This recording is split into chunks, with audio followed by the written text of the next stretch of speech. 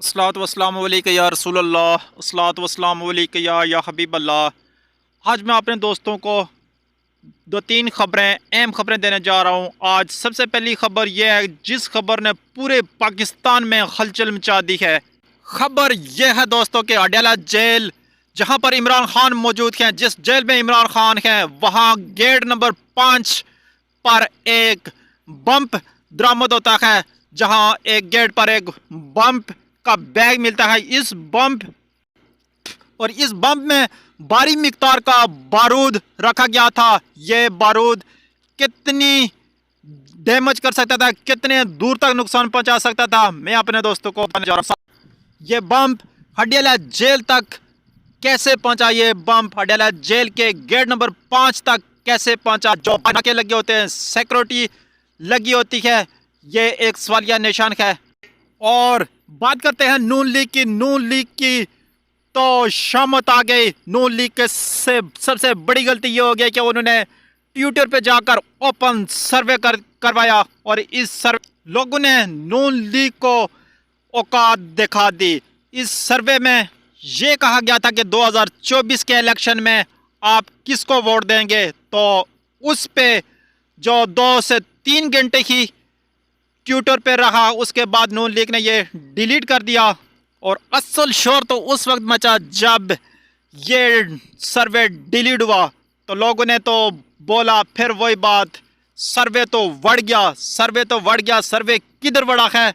اس کی بنیادی وجہ یہ تھی جو ٹویٹر سے سروے کو ڈیلیٹ کیا گیا، کیونکہ 2 گھنٹے پولنگ ہوئی اور 2 گھنٹے میں جو تحریک انصاف کو ووٹ پڑے وہ 81% ووٹ پڑے، اور مسلم لیگ نون کو صرف 16% یہ ووٹ پڑے، جس وجہ سے سروے تو وڑ گیا اور اس وجہ سے سروے کو ڈیلیٹ کیا گیا۔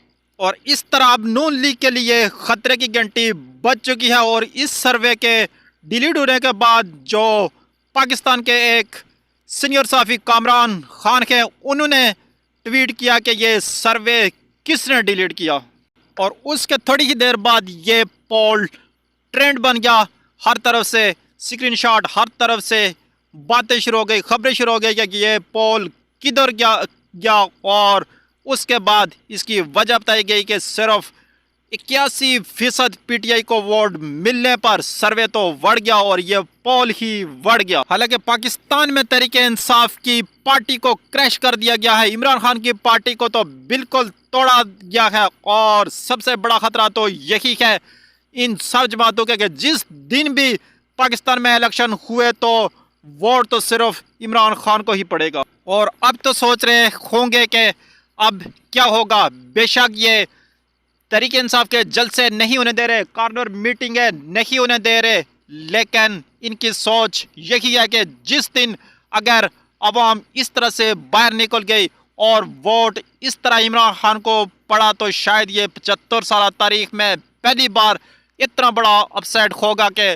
آپ سوچ بھی نہیں سکتے۔ اس پریشانی کی بنا پر ہی عمران خان کے جلسوں کو روکا جاتا ہے، عمران خان کو جلسے نہیں کرنے دیے جا رہے، اور عمران خان کے کارنول میٹنگ تک بھی نہیں کرنے دی جا رہی۔